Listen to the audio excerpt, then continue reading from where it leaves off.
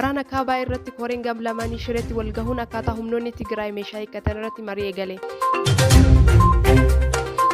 Guyyaa yaadannoo abbootii gadaa Karrayyuu humnoota mootummaatiin ajjeefamanii ilaalchisee miseensituuta gadaa Michillee Jiloo Boruu waan jedhan qabu. Dambiin bulchiinsa magaalaa Shaggar hundeessuuf ba'e ilaalchisee mormiin taa'ee danda'a. Hayyee daawwattoota keenya amma gara bal'ina oduutti dabarra. Koreen waloo shireetti walgahuun akkaataa humnoonni Tigraay meeshaa hiikkatan irratti marii eegale. Ajajaan waraana Itoophiyaa Fiild Maarshaal Biraanuu Jullaa fi ajajjoota humnoota Tigraay Jeneraal Taaddasaa Warradaa Naayiroobiitti akkaataa waliigaltee nagaa baatii tokko dura walgahamee fi humnoonni Tigraay meeshaa hiikkatan irratti marii magaalaa Shireetti eegale. Koreen ogeeyyii kun mootummaa federaalaa fi humnoota Tigraay kan bahe ta'uu mootummaan federaalaa ibsaarra baaseen beeksiseera. Akka ibsa kanatti koreen kun karoora dabalataa baasuuf kaleessa marii eegaleera. Karoorri garaagaraa koreen kun baasu akkaataa meeshaa hiikkachiisu kan bigalchuu fi dhimmoota kanaan wal qabatan kan deebisu akka ta'e ibsu. Waliigalteen magaalaa Naayiroobii waraana Itoophiyaa fi ajajaa humnoota TPLF gidduu irraa gahame humnoota Tigraay meeshaa hiikkachiisuuf humnoonni raayyaa ittisa biyyaa ala jiran raawwata jedhe. Mootummaan ibsa baase keessatti dhimma hiikkachiisuu malee waa'ee humnoota alaa jedhamee waan dubbate hin qabu. Tibbana humnoonni Tigraay waraanni Eertiraa badii raawwatee jira jechuun irra deddeebiidhaan himataa turan. Meeshaa hiikkachiisuu irratti karoora bal'aa baasuu duubatti kan harkifate sababa dhimmoota teeknikaati jedheera mootummaan federaalaa. Bakka buutonni waraana Itoophiyaa fi humnoota Tigraay Shireetti akka wal arguuf deeman aangaa'onni Tigraay irraa Ambaasaadar Wandimuu Asaaminaw kan duratti BBC'tti dubbatanii turan. Dhimma dabalataa garuu hin dubbatin hafan. Waraanni lamaan gidduu waan abdii namatti kennu uumamaa jira. Waraanni waliigaltee dalagaa jira jechuunis televezyiinii Tigraayiif dubbatan. Waraanni waggaa lamaaf turee fi biyyattii gagama karaa nagaa furuuf ji'a tokko dura Afrikaa kibbaatti waliigaltee nagaan taasifameera. Ergasiis dhimma waraanaa irratti ajajoonni waraanaa gama lamaaniin mari'atanii yeroo raawwii waliigaltee kanaa lafa kaa'aniiru. Ambaasaadar Wandimuun waliigaltee mootummaa federaalaa fi TPLF gidduu haala sirnaan adeemaa jira jedhan. Taatullee waraanni Eertiraa badii jajjaboo raawwataa jira jechuun himatan. Ministeerri dhimma alaa Ameerikaa Antoonii Bilinkas muummicha ministeera Abiy Ahmed waliin dhimmuma waliigaltee kanaa irratti mari'atanii turan. Torbee darbee ergamaan addaa gamtaa Afrikaa Olusegun Obasanjo raawwii waliigaltee kanaa irratti gara Maqalee imaluun marii taasisaniiru.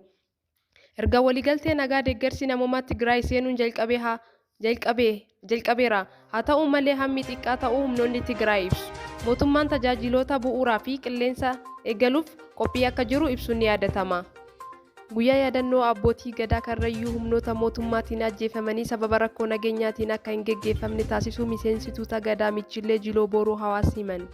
Ajjechaa suukaneessaa jila abbaa gadaa Karrayyuu Kadiir Hawaas abbaa muudaa fi miseensota gadaa Michillee 14 irratti kan raawwate waggaa har'aa muddee tokko bara 2021 bakka addaa mootummaa jedhamutti.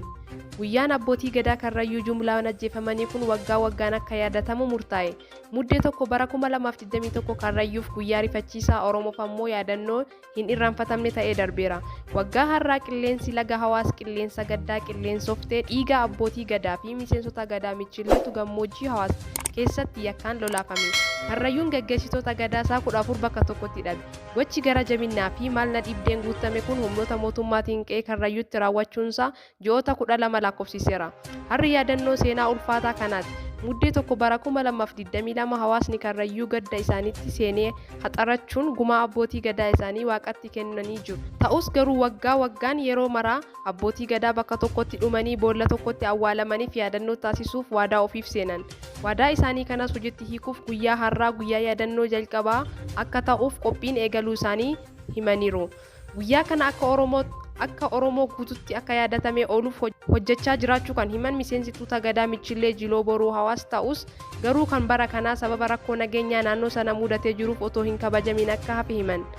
Jiloo Boruu Hawaas akka BBC Afaan Oromootti himanitti guyyaa isaan ajjeefamanirraa saganticha qopheessuuf yaadne ammas aanaa keenya keessatti rakkoo nageenyaa guddaan waan jiruuf guyyaa yeroo hin beekamnetti dabarsinee jirra jedhan. Sagantaa yaadannoo kanaa wantoota barbaachisan uffata waa'ee isaanii himu jaarrolee dhimmichaa irratti dubbatanii fi sagantaa adda addaa qopheessinee turre jedhan. Akka Jiloo Boruu BBC'tti himanitti Karrayyuu keessatti ammallee nama ajjeesuun hin dhaabbanne torbaan muraasa darban namoonni nagaa torba naannoo Mataara ajjeefamaniiru. Ajjechaa kana kan raawwate ammas humnoota mootummaatti jedhu. Dambii bulchiinsa magaalaa Shaggar hundeeffamuu ba'ee ilaalchisee miidiyaalee hawaasaa irratti qeeqa garaagaratti ka'aa jira. Kana keessaas Abtaayyee Dandaa akkas jechuun qeeqan. Dambiin lakkoofsa 233 bara 2015 jedhama. Seensa keessatti haala tajaajilaa fi hojiiwwan bulchiinsaatiin mijachuuf danda'an. Akkaataa seenaa aadaa fi duudhaa uummata Oromoo bu'uureffateen hundeessuun barbaachisaa ta'ee waan argameef jedha. Tanuma irratti gaafii qaba. Mee Adaraa Dallaalaa gaafilee 3 qofa nuuf deebisaa. 1. Hojiiwwan silaa sabbataa galaan xaafoo burraayyuu fi sulultatti dhumuu malan sassaabanii Finfinnee Saarisitti galchuun akkamitti bulchiinsaa fi tajaajilaaf haala mijeessa. 2. Seenaa aadaa fi duudhaa Oromoo Shaggar Finfinneen ala ta'uu himuun kun yoom eenyuun qoratamee argame? 3. Otoo uummanni fi hooggansi quba hin qabne barbaachisummaa dhoksaa fi heeraan ala Shaggar ijaaruun hoo samii bu'ee moo lafaa ba'e? Barri jaarraa 21ffaadha. Burjaajessuun waan hin taane. Shaggar magaalaa hattuun hannaan dallaalaa hundeessuun hedduu ta'uu ragaan kanuma. Akka kabajamoo muummicha ministeeraa jedhan lafti karaa heeraa alaatiin harka hattuu fi dallaalaa galeera. Hattuun dura otoo hin hojjetin nyaatu. Har'a hojii fi hojjetaa nyaataa jira. Nyaatamuu diduun ammoo mirga uumamaati jedhu Taayyee Danda'a.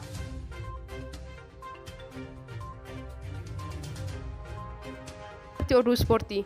Cristiano Ronaldoon kilabii Saawudii Al Naasiritti makamuuf walii galeera. Taphataan sarara fuulduraa lammii Poorchugaal Cristiano Ronaldoon kilabii Saawudii Al Naasiritti makamuuf walii galuu isaanii miidiyaaleen gabaasaa jiru. Akka gabaasa Mirarii fi Deeli Meelii gabaasanitti Ronaldoon waggaatti yuuroo miiliyoona 173 akka kafalamuuf himamaa jira. Kunis taphataa qaala'aa addunyaa ta'eera. Ronaldoon gaafii fi deebii falmisiisaa Piers Morgan waliin taasisan booda Manchester United wajjin adda ba'aniiru. Bakka bu'aan Cristiano Ronaldo George Mendes kanaan dura Ronaldo Al Naasiritti akka makamuuf gaafate kan ture yoo ta'u, akka odeeffannoo amma jirutti Al Naasir jijjiirraa Ronaldo irratti walii galeera.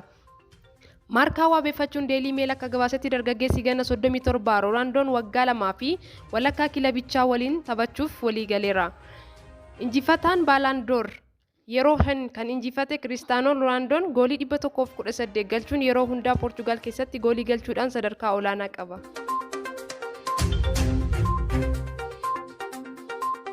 Hayyee daawwattoota keenya oduu qabannee dhiyaanne kanumaan xumurraa YouTube chaanaalii keenya subscribe, share, like gochuun nu hordofaa.